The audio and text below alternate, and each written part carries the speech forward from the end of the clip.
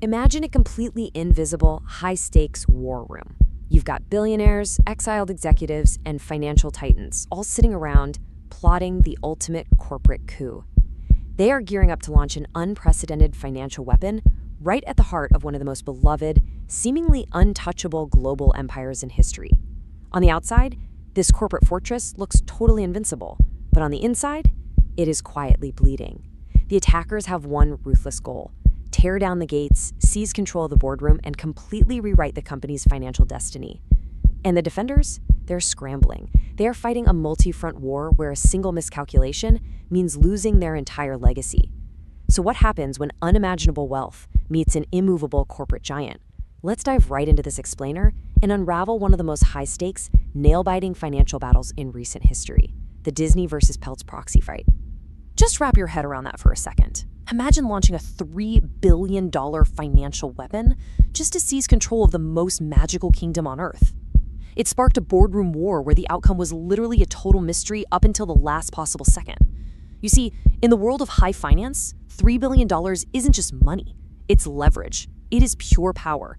And in this case, it's the exact value of the shares weaponized to threaten the Walt Disney Company. Now, we aren't talking about a hostile takeover where someone just buys the whole company outright. No, this is a proxy fight. It's a highly sophisticated, cutthroat campaign to convince everyday shareholders to rise up and overthrow the existing leadership.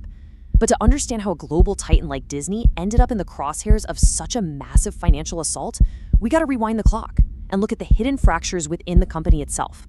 Which brings us to part 1, a kingdom in crisis.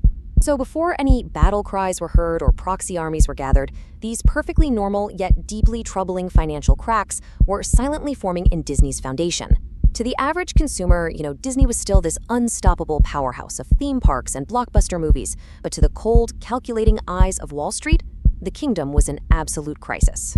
Look at this. Despite raking in a staggering $21.2 billion in revenue for Q3 2023, Disney's net profit margin was an anemic 1.24%. They walked away with just $264 million in net income.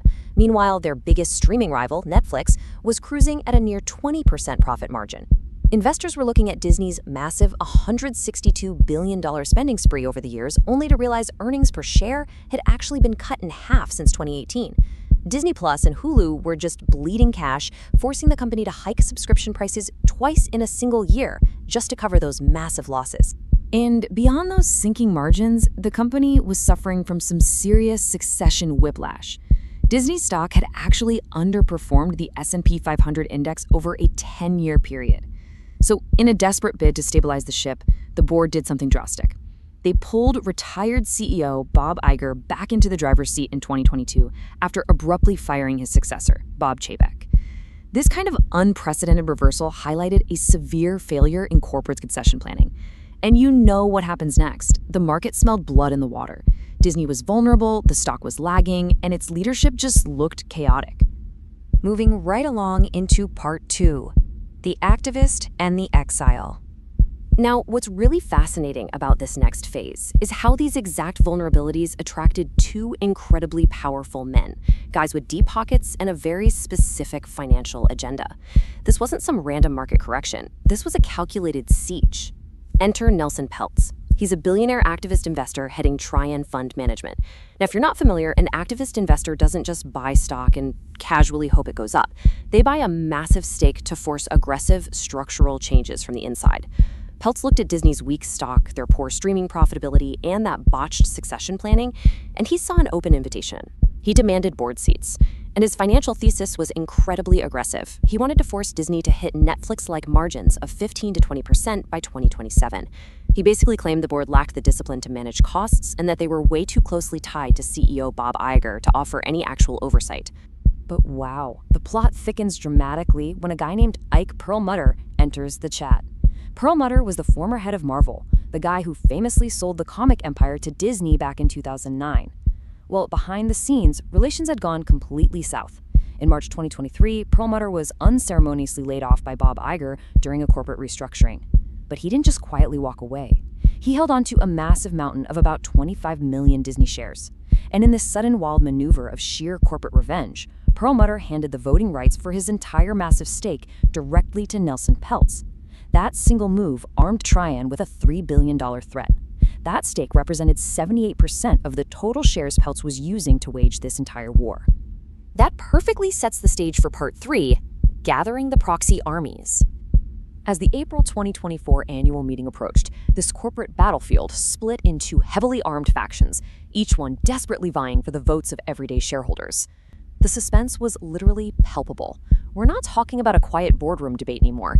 This became a full-scale public election where billions of dollars of wealth would decide the fate of the company. Disney defended its corporate fortress by putting forward its own 12-person board slate, launching a fierce counteroffensive against Peltz. Their argument was pretty sharp. They claimed Peltz had absolutely zero media or technology experience. Furthermore, Disney argued that in 2 whole years of demanding a seat, Peltz hadn't brought a single actionable strategic idea to the table. They essentially painted his entire proxy fight as a massive distraction fueled entirely by Perlmutter's personal vendetta against Bob Iger. And the battlefield quickly fractured into this really complex web of alliances. You've got Disney defending all 12 of their seats. Then you've got Trian demanding 2 seats to force margin growth. But then, out of nowhere, another activist hedge fund named Blackwell's jumps into the fray, pushing for 3 of their own nominees. And while all that's happening, another activist firm, ValueAct, steps in to quietly back Disney's current management. This multi-front war meant shareholders were just getting bombarded. Conflicting messages, endless proxy cards in the mail, relentless media campaigns. But that chaos, that was exactly what the activists were banking on. The drama escalated even further when Trian aggressively pushed to install not just Nelson Peltz, but also former Disney Chief Financial Officer Jay Rasulo. Rasulo had actually worked at Disney for decades, but left back in 2015 after being passed over for a promotion to Chief Operating Officer. Trian argued that Rasulo's deep knowledge of Disney's financials was exactly what the board needed to turn things around, but Disney immediately fired back. They warned shareholders that Perlmutter had been a staunch supporter of Rasulo in the past, basically trying to further link the Trian campaign to disgruntled former executives who just had giant axes to grind. Which brings us to the climax, Part 4, the final shareholder showdown. With billions on the line, those final weeks before the April vote turned into a tense, nail-biting war of high-profile endorsements and incredibly powerful proxy advisors. The outcome was a total mystery. Both sides were pouring millions into advertising, phone banks, investor presentations, you name it. The entire financial world was holding its breath to see who would blink first. And then, the tension absolutely skyrocketed. ISS, or Institutional Shareholder Services, literally the most influential proxy advisory firm in the world, shocked the market. They formally recommended that shareholders vote for Nelson Peltz. Now, proxy advisors are these independent firms that massive index funds rely on to decide how to vote. ISS cited Disney's multi-year stock underperformance and those succession failures, basically saying Peltz could be the ultimate catalyst for change. This split recommendation was a massive, extremely dangerous blow to Disney's defense. Disney realized they needed a miracle right then and there. So they fought back with some seriously brilliant financial maneuvering. They activated their massive retail shareholder base. We're talking about everyday people who own Disney stock, who remarkably make up over 33% of the company's investors.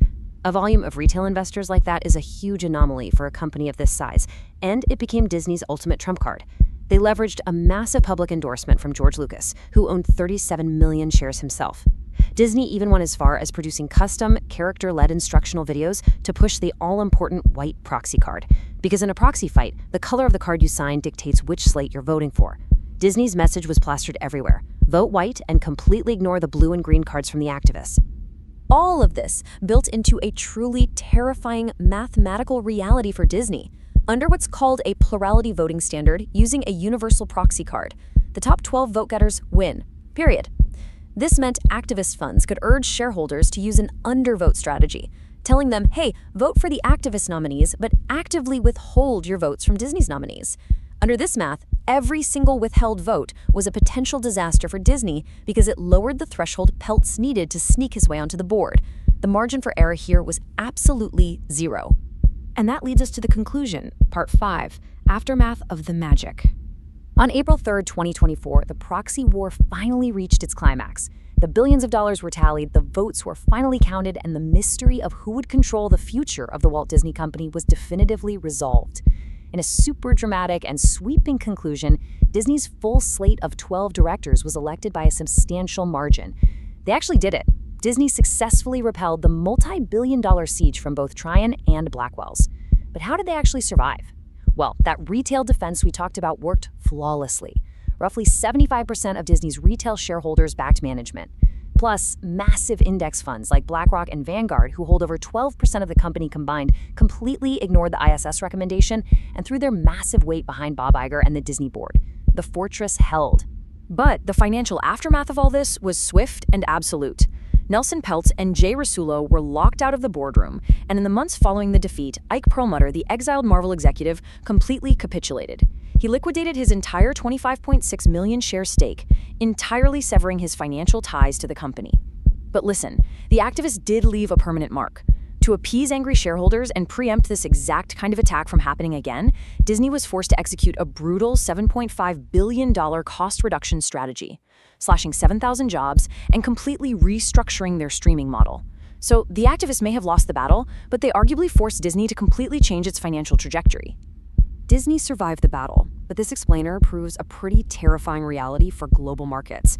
No corporate board, no matter how famous or beloved, is completely untouchable. If a group of billionaires can gather $3 billion to lay siege to the Magic Kingdom, they can absolutely do it to anyone. So as activist investors continue to wield billions to force radical change, which global titan do you think will be the next to face a multi-billion-dollar siege? Keep your eyes on the markets, guys, because the next financial thriller is already being written.